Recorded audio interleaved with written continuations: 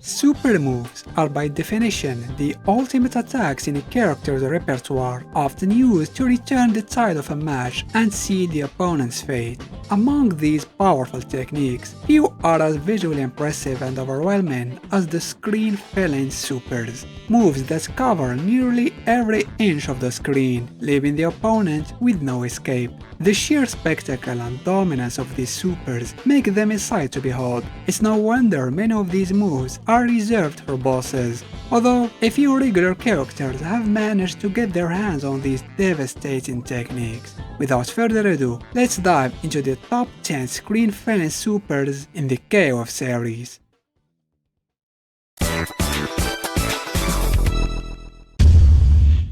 Here they are once again, making yet another appearance on a top 10 list. What can you do? Vice and Mature are just that iconic in the KOF series. Their Neomax Super from KOF 13, Awakening Blood, is a real showstopper. In this move, Vice dramatically lowers her top, while Mature lifts her eye patch to reveal their Orochi eye. The two then unleash a deadly wave of blood that flows like a web, tearing through their opponent. While Awakening Blood might not completely fill the screen, it certainly takes up a huge portion of it, enough to feel overwhelming. But let's be honest, this super isn't just here for the screen coverage, it's here because it's one of the coolest looking moves in the game. It's a beautiful display of brutality and style, which is why it's disappointing this move didn't make its way back into KOF 14. Here's hoping SNK brings it back in full 3D glory for KOF 15, because this kind of badassery deserves a modern remake.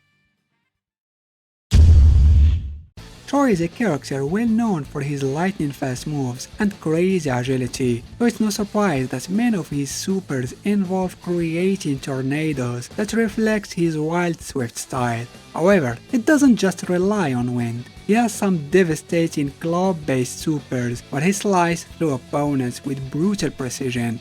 My personal favorite has to be his hidden desperate move from KOF 02UM, Shakushi.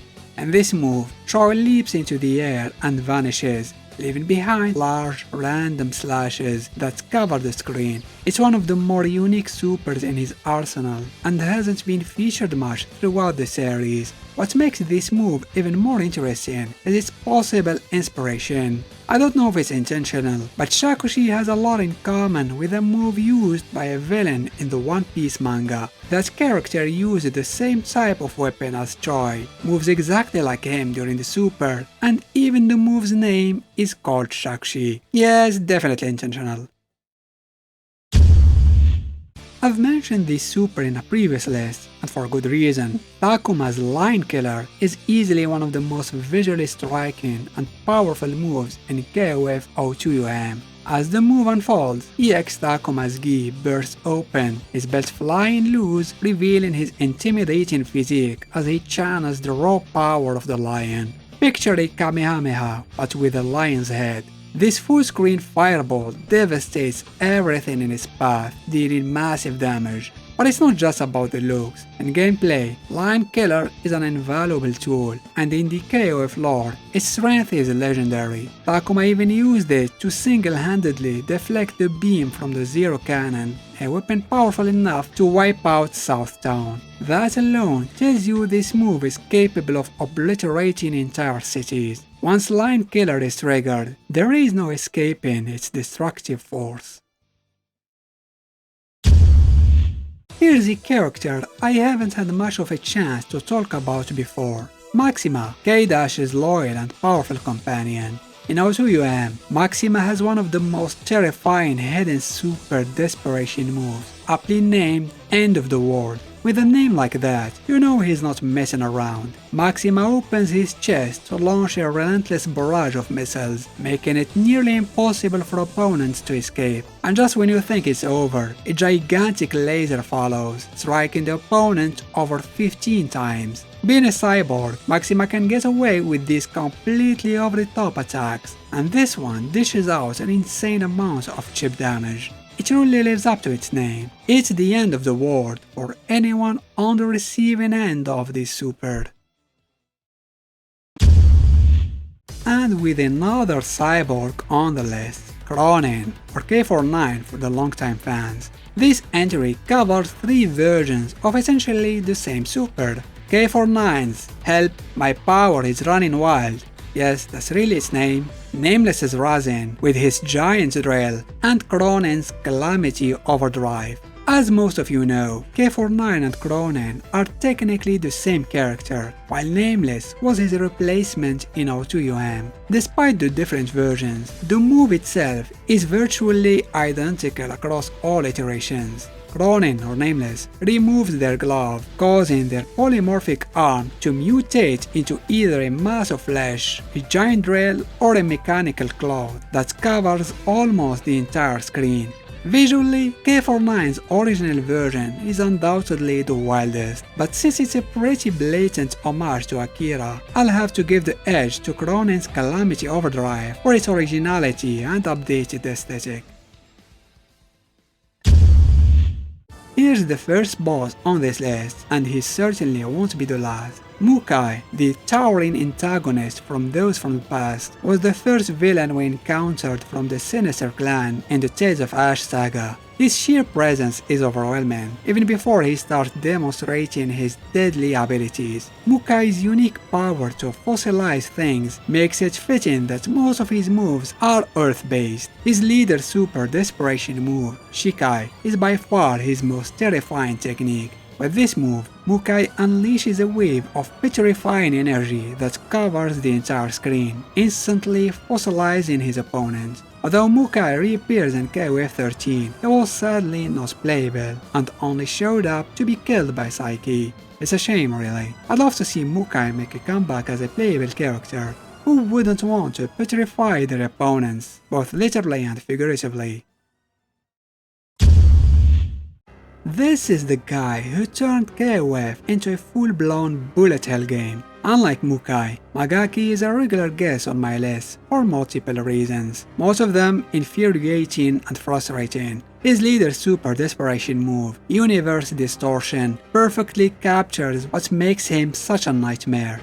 In this move, Magaki raises his arms and wraps the fabric of space-time itself to utterly destroy his opponent. It's the epitome of hair-pulling frustration, a screen-filling super that deals an absurd amount of damage, because of course it does, it's Magaki. But the real kicker is that Magaki doesn't even need Universe Distortion to fill the screen. He's already bombarding the player with countless projectiles that come from every angle. Honestly, this is one character I'm not too excited to see return anytime soon. After covering the henchmen, it's time to tackle the main villain of the Tales of Ash saga, Psyche. He's a cruel, ruthless monster who despises a human, showing absolutely no mercy. His Neomax, Kasumi, is a terrifying display of his true nature. Psyche reverts to his monstrous form, shedding his human appearance, and unleashes countless dark, inky projectiles that fill the entire screen, turning it pitch black. All you hear is his sinister laughter and the screams of his victim. By the time the screen returns to normal, Psyche has already shifted back to his human form. In his unplayable boss form, Psyche has a similar super, where he stops time, places his hand on the floor, and when time resumes, a wave of darkness engulfs the entire screen. Whether he's in human or monstrous form, Psyche remains the same cruel, sadistic jerk. I know you were all waiting for this. Kula's super making its way onto the list, and honestly, it deserves a spot. Freeze Execution and its enhanced version, Max Freeze Execution, were standout moves that cemented Kula's place as one of KOF's most memorable characters. Though unfortunately, these iconic moves were absent starting from KOF 14. Here's how it plays out. Kula begins by sending Diana forward for a lightning speed strike that knocks the opponent into the air. After Diana leaves the screen, Kula steps in and unleashes her full ice powers, freezing the entire screen. In the max variation, Foxy also joins the action after Diana's attack, making the assault even more overwhelming, before Kula wraps it up by encasing the whole screen in ice once again. These moves are some of the few moments where Kula fully taps into her true potential, freezing everything in her vicinity. Usually, Kula is hesitant to go all out, worried about hurting others, which makes this super even more special. It's fun, isn't it? The coldest character in KOF shows the most warmth by holding back her powers for the sake of others.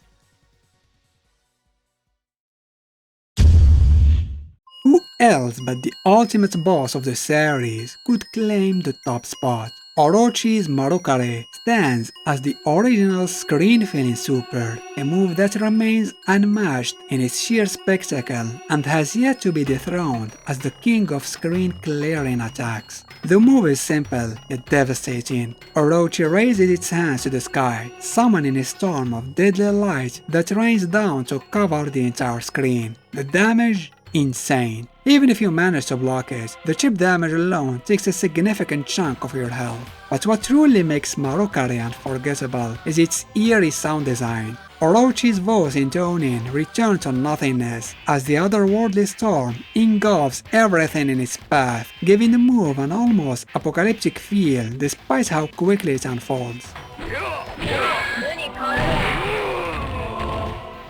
Marukare is the most iconic and visually stunning move in the entire franchise, and that's why it sits at number 1 on this list of the best screen-filling supers in KOF. Which of these supers is your favorite, or is there a screen-filling attack that I missed? I'd love to hear your thoughts and opinions in the comments below. Special thanks to my patrons for their support. Don't forget to give this video a thumbs up if you enjoyed it, and why not consider subscribing to the channel. Thanks for watching.